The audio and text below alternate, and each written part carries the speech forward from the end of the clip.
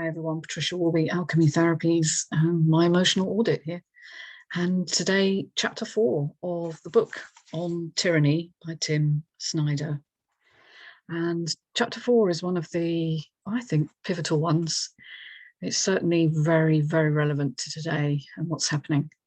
And it's called Take Responsibility for the Face of the World. And he's really talking here about symbolism, the symbolism of belonging to a group of people that excludes others, and the symbols that denote that, whether it's the swastika or the yellow star or the badge on your Facebook page, or I've seen a lot recently portraying certain allegiances. So I always think that's a very strange idea to portray something so publicly, and I rarely think it's because you believe wholeheartedly in this thing, but it sort of strikes a balance that says, leave me alone.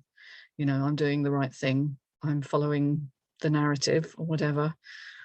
And just to remember that in the politics of the everyday, our words and gestures or their absence. So in other words, you know, standing up and saying, I'm not going to do that, and this is not right, they count very much.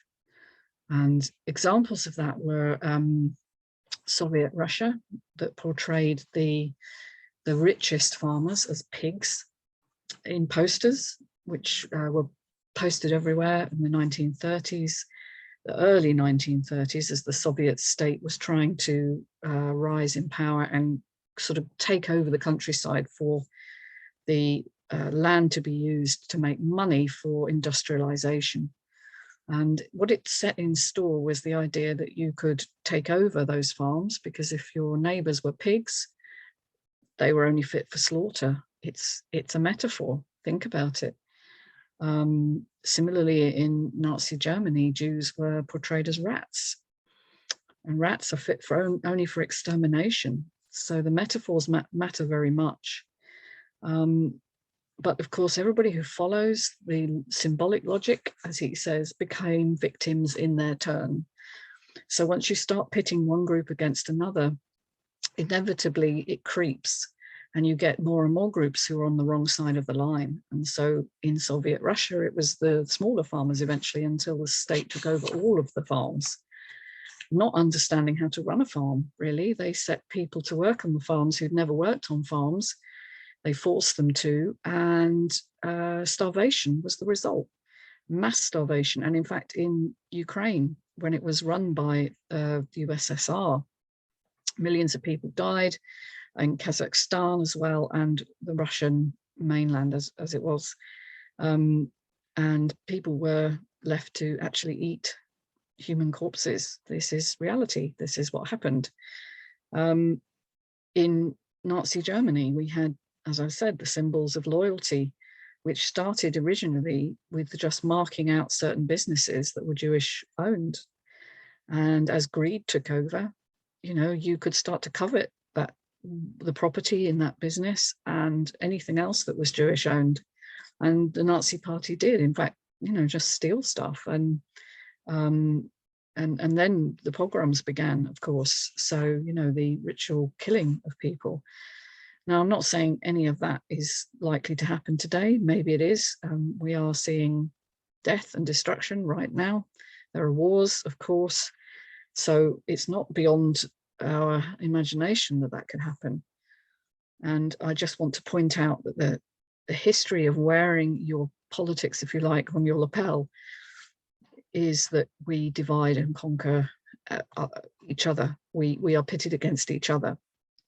And so I'll use a personal example here. You know, I used to support striking miners when they were striking, and I used to wear a badge that said that. And, you know, I'm not embarrassed about that, but I understand now that the politics that I did follow in the past are not necessarily running in the way I expected now. And my politics have had to shift more to the middle ground, because the left wing, which I used to think was the more progressive, is actually promoting some of these policies that divide and conquer us. So, so might seem like a gesture of pride can be a source of exclusion. So just to think about that, are the symbols that we're seeing, are the symbols that we're adopting going to divide people who don't agree?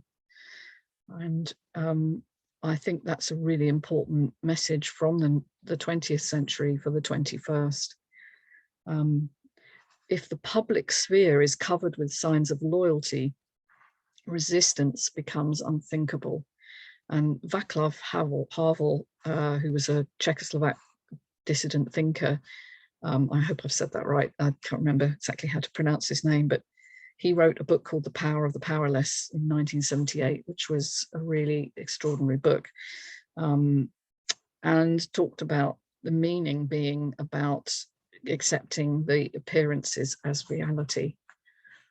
And I'm just going to let you absorb that, you know, is everything as it seems, or is it being subtly manipulated to kind of give us the right clues, if you like, the right impetus to do certain things that might not be in our best interests? And that's kind of the lesson, really, is if you can't learn from the past, then you're doomed to repeat it. As someone once said, was it Winston Churchill? I think it might have been. So, hey, I think this is a really important book. I think it's a very short book, but it's got so many important points to really consider. And that's my discussion today. I'll leave you with the end sentence in chapter 4. And what happens if no one plays the game? You know, if we actually do take ourselves out of the game, which is what a lot of people are doing right now. They're planning, you know, to homeschool, they're planning to become self-sufficient because they don't want to play the game that we're all being forced to play at the moment, with rising costs and having to kind of subsume our own needs for those of political expediency. So thanks for listening. Take care, everybody. Back with chapter 5 tomorrow. Bye.